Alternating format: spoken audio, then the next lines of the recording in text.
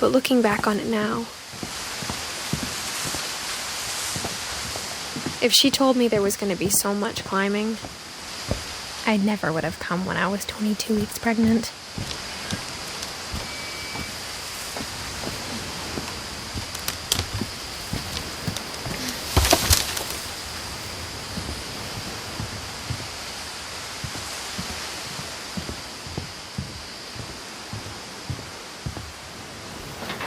I never met Grandpa Sam, but I think he and my mom had a lot in common.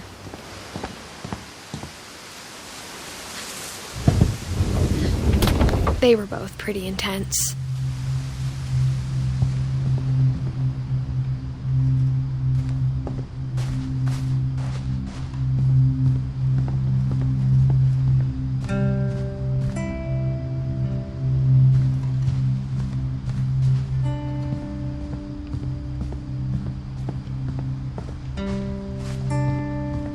Sam spent his life shooting photos, but Mom said he got nervous being in front of the camera.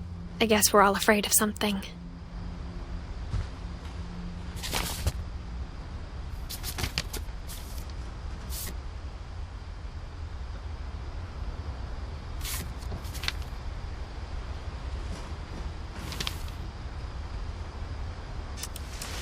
Dawn, I promise, you'll never forget this weekend.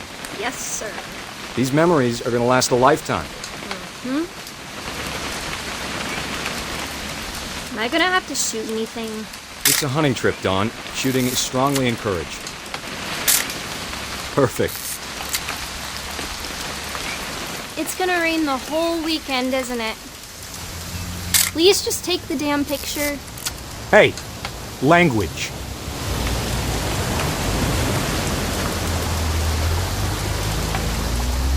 Did you want to get a picture of me or what? I will never forget this weekend, Dad. Okay, got it. I'm gonna take some pictures, okay? Just be careful. That camera's older than you are.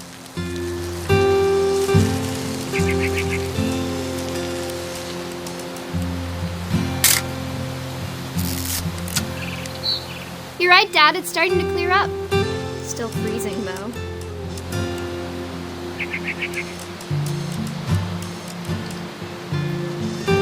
Definitely should not have drunk all that coffee.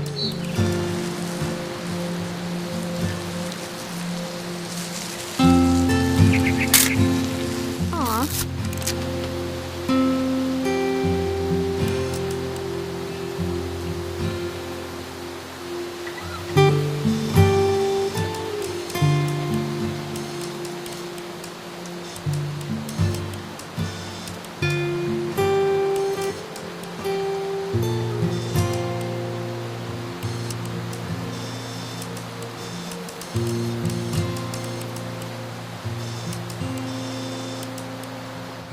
Nothing quite like being outside. Hold still while I take a picture of you. I definitely... Hey! That's a keeper. Oop. Little more gas in the tank, I guess. I'm just saying, I'm not always gonna be here, Don. You'll need to remember this stuff, if you want to survive. I'll be fine, Dad. You know who else thought he was gonna be fine? Some guy who died. Don, I'm being serious. I know, Dad. You're always serious. Doesn't being out here make you want to chill out? Well, to tell you the truth, I haven't been out here in 20 years.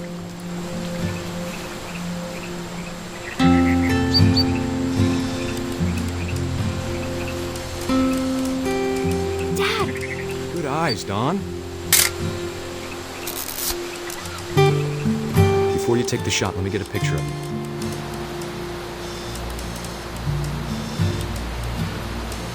Dad, I... Just breathe. Turn off your imagination.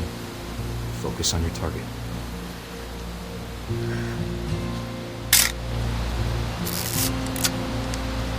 Let me get behind you. do I have to do this? Dawn, you don't have to do anything. But if you want to survive, you'll need to be strong. Great shot, Dawn!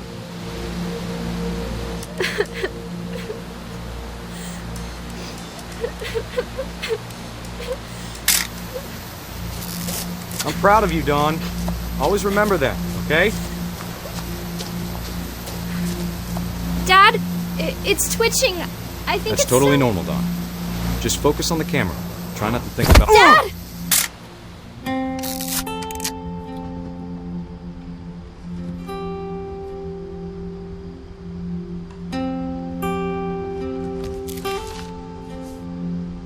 Of all these stories, that's the one I wish most that my mom had told me.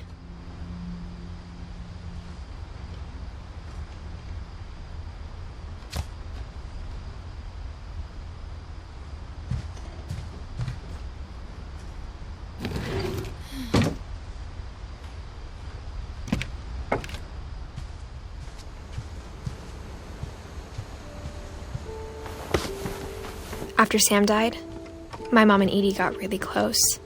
They'd both lost a lot.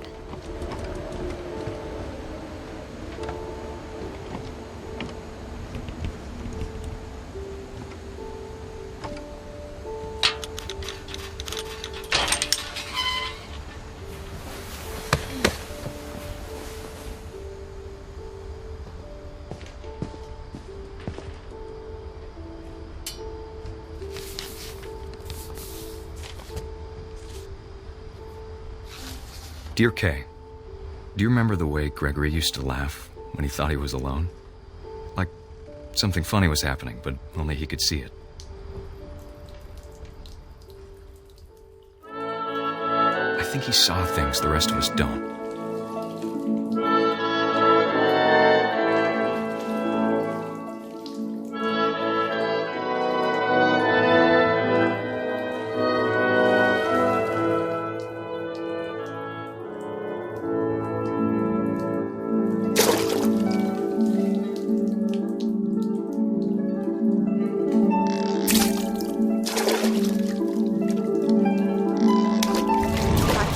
Gregory, it's time to... Hold on, sweetie. Hello? Sam, I told you I don't want to sleep right now. I wonder what he saw. What his world was like.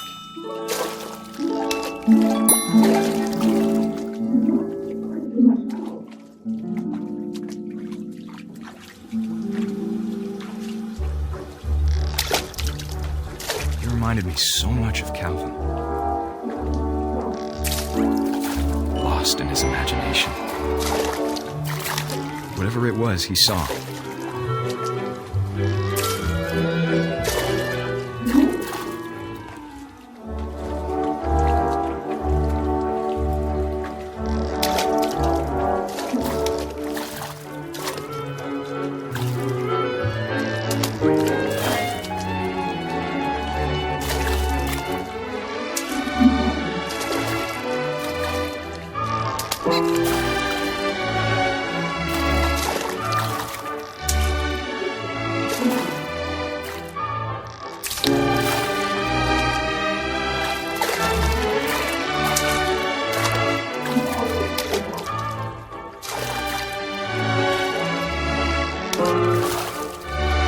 Sure made him happy.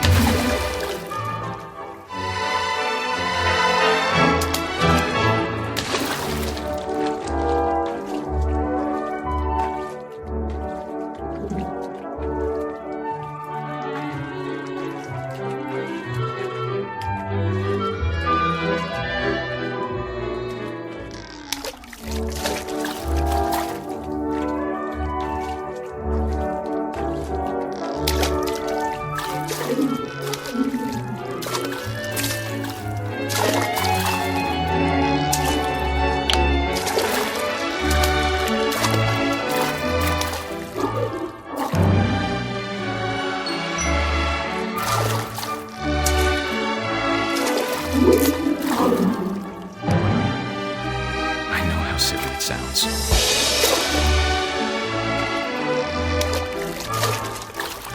That I worried about a baby being too happy. But I could feel her slipping away. Gregory. I know you did everything you could. Maybe if I hadn't called that night. Damn it. Hold on, I don't want Gregory to hear this.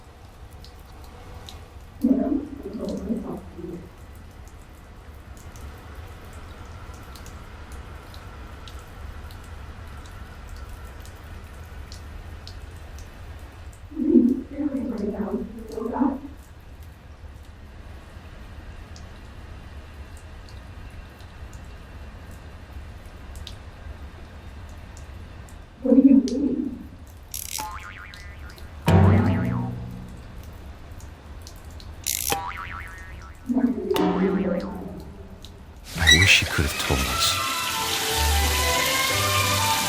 about the world he saw.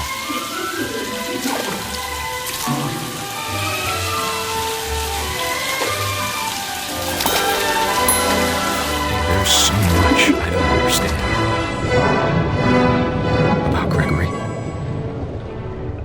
about everything.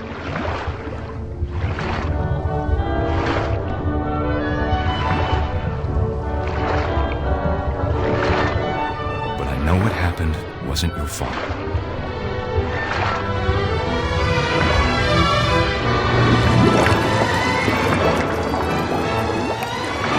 I'm sure he's happy. And he'd want you to be happy too. Good luck, Kay. Love, Sam.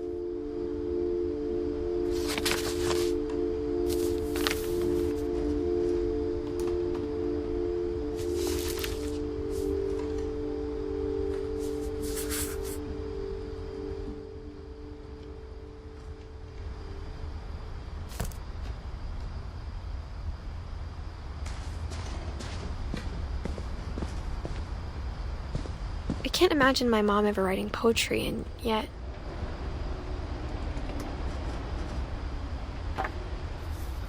A poem for Gus, who always said the wedding was a bad idea. Our father never hit us kids, at least not very hard, before the day my brother said with teenage disregard that he'd be dead before he'd see a wedding in our yard.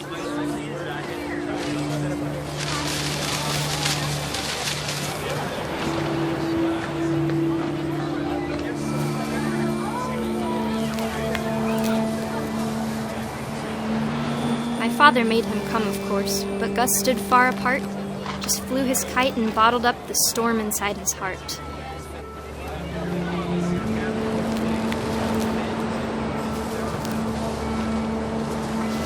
I tried to talk him out of it, but though he'd never met her, "We don't need a stepmom," were the words that I now pronounce you husband and wife.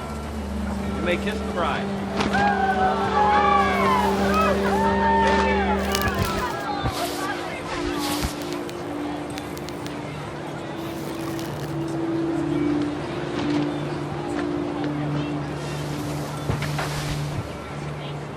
When the time for photos came, Dad ordered him to come here.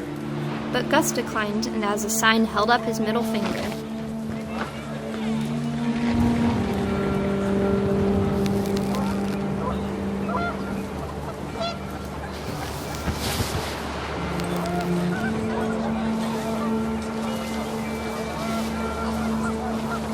The wind picked up, and panicked geese appeared and quickly went. But all the humans did that day was go inside the tent.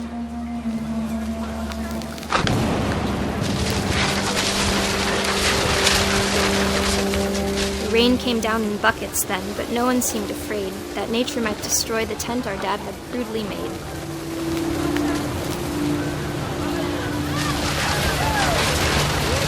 The thunder sounded much too close and full of angry power.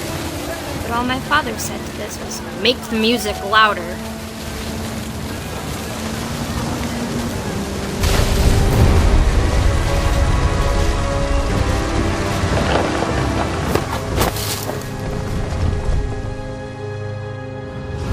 I wish that I could truly say I thought about you on that day. Out there on the beach alone, just you, the wind, the sea and foam. But I didn't. Until we found you.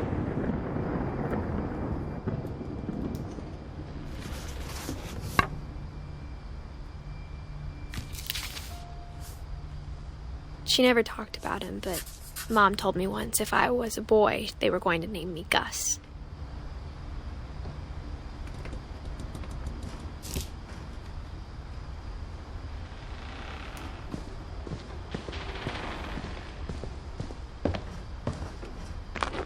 My mom moved up to the loft after her brothers died. At the time, it was as far away as she could get.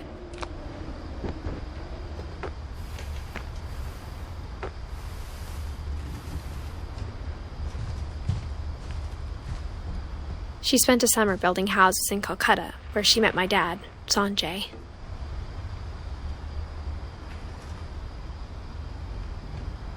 My mom moved to India a week after graduation and got a job teaching English. Lewis was born a year later.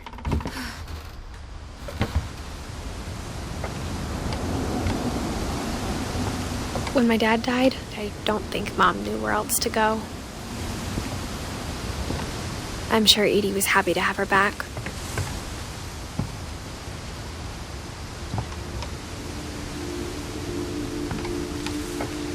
The house had to get a little bigger, but Edie was used to that. And for a while, things were good. Almost normal, but it didn't last.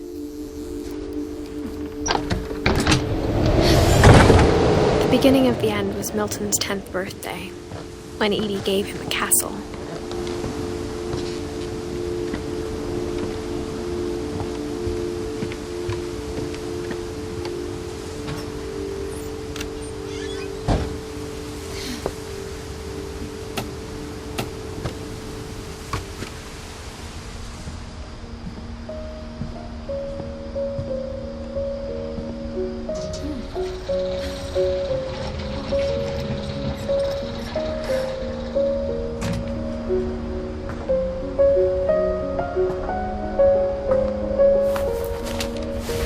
Milton Finch in The Magic Paintbrush.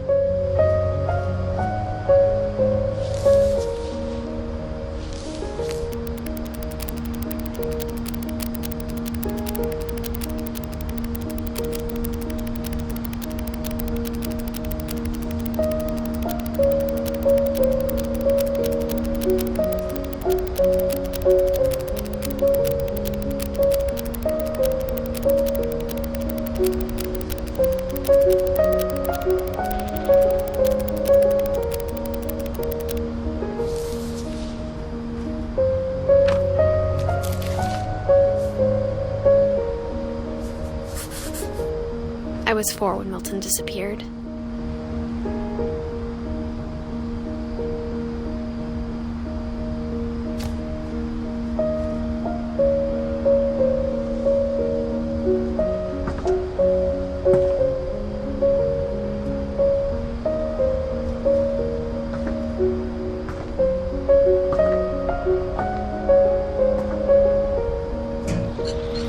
Mom spent months searching for my brother.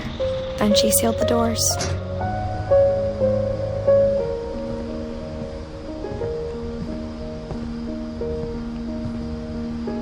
Whatever Milton had found in the house, Mom didn't want it getting out.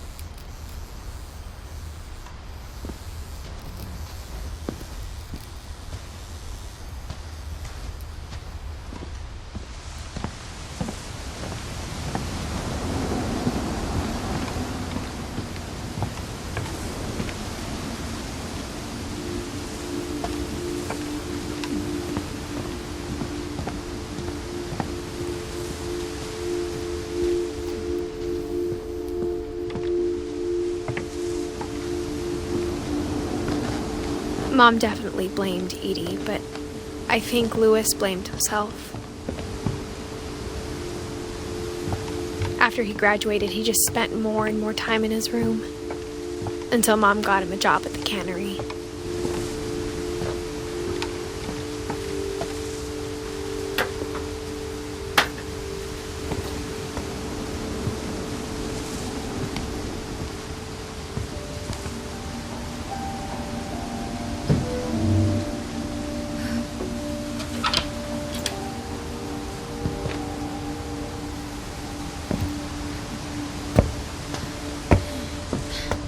Lewis's room smelled very, very familiar.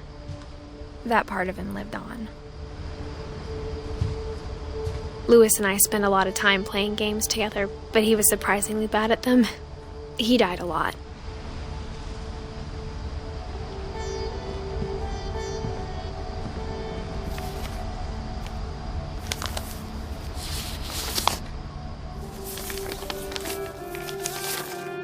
Dear Mrs. Finch, as Lewis's psychiatrist, I can understand your desire for an explanation. As I see it, the trouble began in January, shortly after we convinced your son to seek treatment for substance abuse. Newly sober, I believe Lewis first noticed the monotony of his daily life.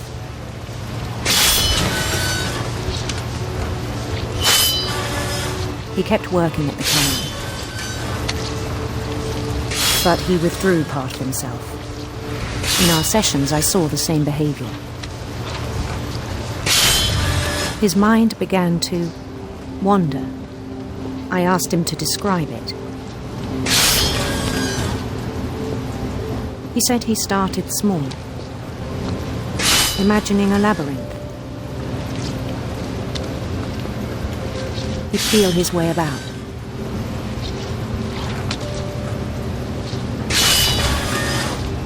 Then something moved. Bats.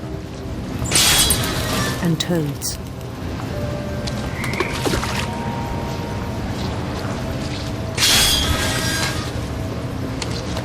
And things that had not names. He knew it was all in his head.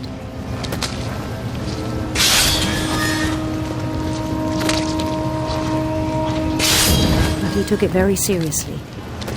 I had hoped he'd find himself.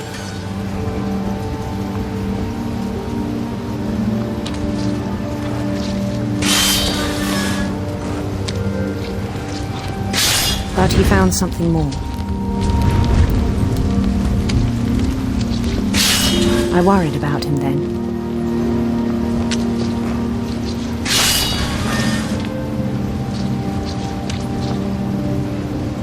Daydreaming at the cannery,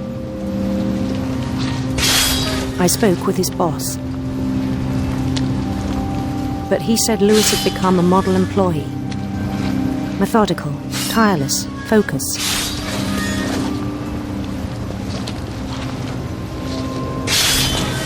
Like a whole new Lewis.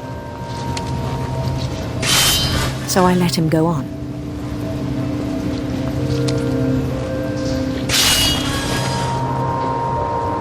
I even encouraged him. It seemed very promising at first. He told me he'd made a new friend.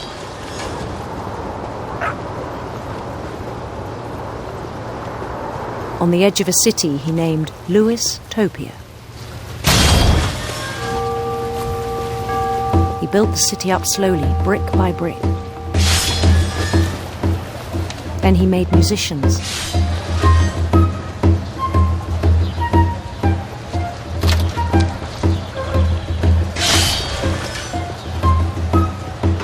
And songs for them to play. He talked about starting a band. And he was always humming something. Every day his imagination grew stronger.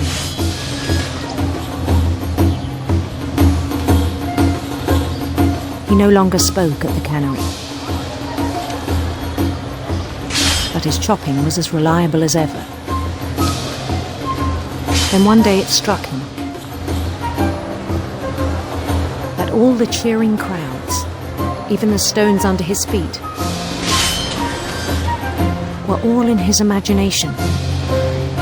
so he could do whatever he wished.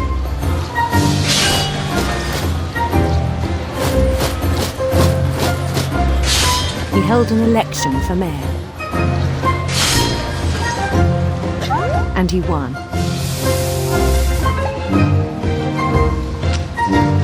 They begged him to stay, but his mind was already wandering. It became a game for him.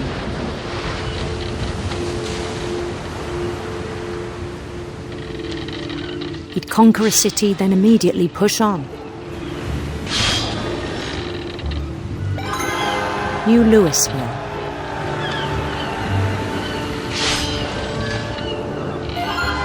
St. Louis.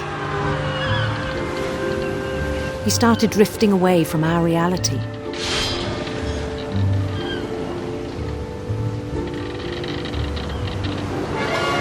Minneapolis, until one day he forgot to go home from the cannery. Even as his mother pleaded with him, part of Lewis kept sailing on.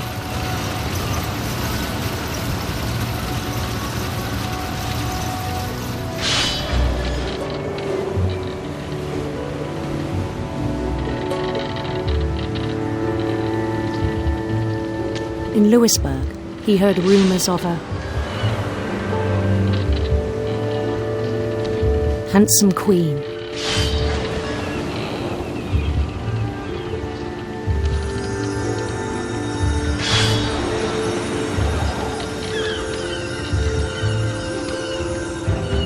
The queen was on her own quest for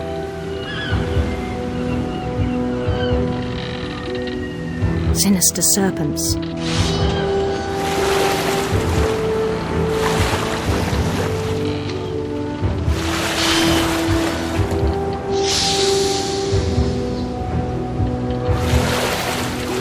He followed the sound of her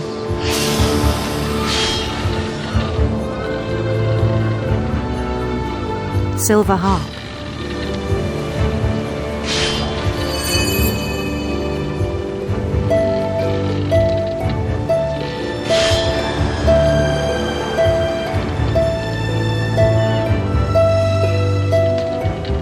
His chase led him to a golden palace east of the sun and west of the moon. Even then, his logic remained sound. He knew the world was all in his imagination.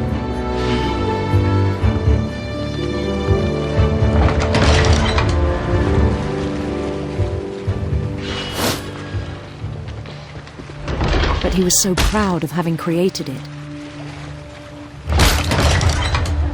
In his own eyes, he'd become something greater than a king.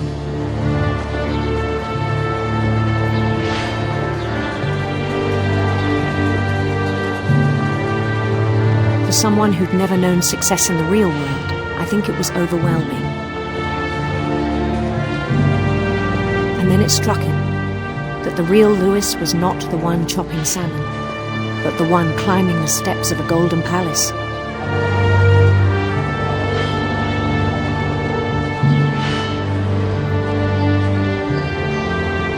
My imagination is as real as my body, he told me.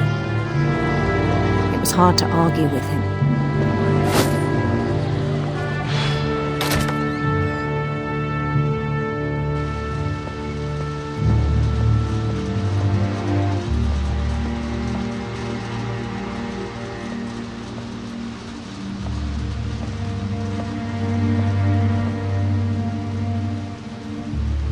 He began to forget the world we know.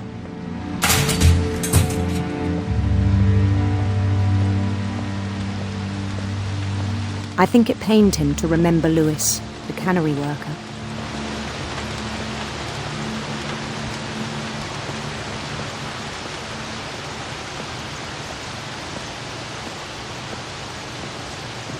He began to despise the man with a royal contempt.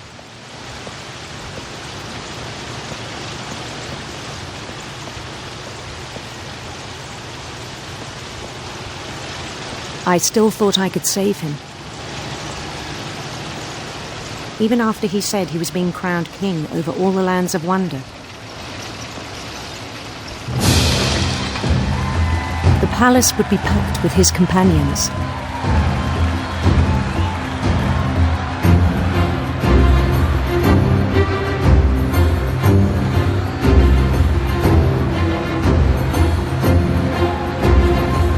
Including the wise Calico who insisted on inviting him.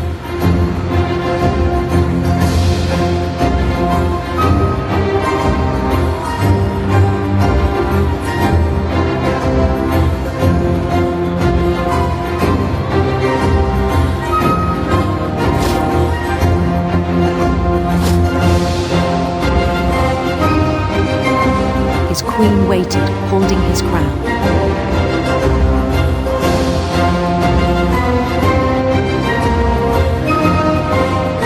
There was only one thing left to do.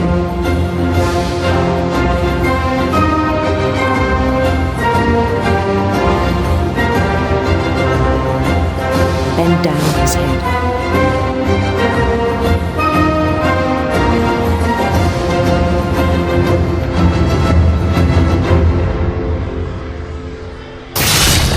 And the rest I think you know. Mrs. Finch, your son was a kind man who will be missed by all of us who knew him.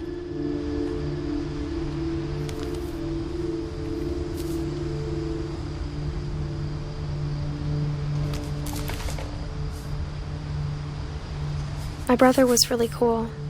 I wish you could have met him.